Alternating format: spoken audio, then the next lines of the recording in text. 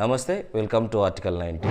Andhra Pradesh DCM Pawan Kalyan ఇటీవల కొండగట్టు పర్యటన చేసిండు. ఆ కొండగట్టు పర్యటన చూసిన తర్వాతనైనా కానీ పవన్ కళ్యాణ్ గారికి బుద్ధి రావాలని చెప్పని మన ఆర్టికల్ 19 కోరుకుంటుంది. ఎందుకు ఈ మాట అంటున్నానంటే, నేను ఇటీవల కాలంలో ఆయన గోదావరి జిల్లా రైతులతో కూర్చుని ఒక గలీజ్ మాట మాట్లాడాడు. ఆ గలీజ్ మాట ఏంటంటే, తెలంగాణ వాళ్ళ దిష్టి తగిలి గోదావరి జిల్లాలో ఉన్న కొబ్బరి చెట్ల యొక్క తలలు కూడా పోతున్నాయి, ఆ తలలు లేకుండా అందం లేకుండా పోతుంది, వీళ్ళందరూ మన మీద పడి ఏడ్చిరు అనే భావం వచ్చేలాగా ఆయన మాట్లాడిండు. అది చాలా నీచమైన మాట.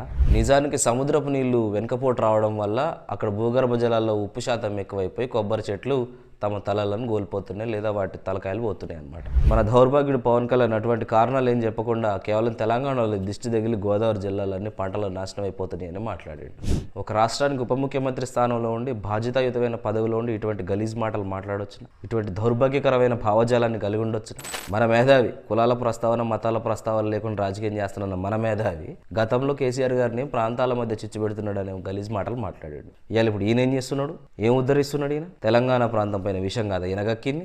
ఇక్కడ దౌర్భాగ్యకరమైన విషయం ఏంటంటే, మన దరిద్రుడు తెలంగాణ ప్రాంతంలో ఉన్న కొండగట్టు ఆలయ పర్యటన చేసినప్పుడు ఇక్కడ తెలంగాణ ప్రజలు ఆయన మనసులో విషాన్ని నింపుకొని తెలంగాణపై విషయాన్ని కక్కినా కూడా ఆయనలాగా మనసులో విషయం నింపుకోకుండా నిండు మనసుతోని దైవ దర్శనానికి వచ్చిన పవన్ కళ్యాణ్ గారిని సాధారణంగా ఆహ్వానించారు, అభిమానించారు, చక్కగా తిరిగి ఏపీ రాష్ట్రానికి పంపించారు. మధ్య ఆటో మీద ఒక కుక్కెక్కి, ఆ తర్వాత కారు మీద ఒక కుక్కెక్కి మేము ఫేమస్ అయింది కదా. అటువంటి భయంకరమైన విన్యాసాలు ఆయన ఎన్ని చేసినా గానీ వాటన్నింటిని చూసి సంతోషించారు. దైవ దర్శనానికి వచ్చిన పవన్ కళ్యాణ్ గారిని సకల మర్యాదలతోటి ఆదరించి స్వరాష్ట్రానికి పంపించారు. సో నువ్వెంత విషయం కక్కినా మా ప్రాంత ప్రజలు నీ పైన అభిమానాన్ని చూపెట్టారు పవన్ కళ్యాణ్ గారు.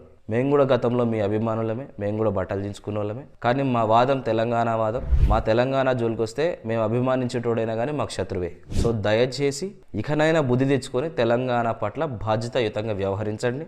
నిజానికి తిరుమల తిరుపతి దేవస్థానం ఫండ్లతోని బీజేపీకి జాకీ పెడదానికి వచ్చారు మీరని చెప్పి తెలంగాణ ప్రజలకు తెలిసినా మీ దైవ దర్శనానికి రాజకీయపరమైన భాష్యాలు చెప్పడం ఈ సందర్భంలో మేము చేస్తలేం.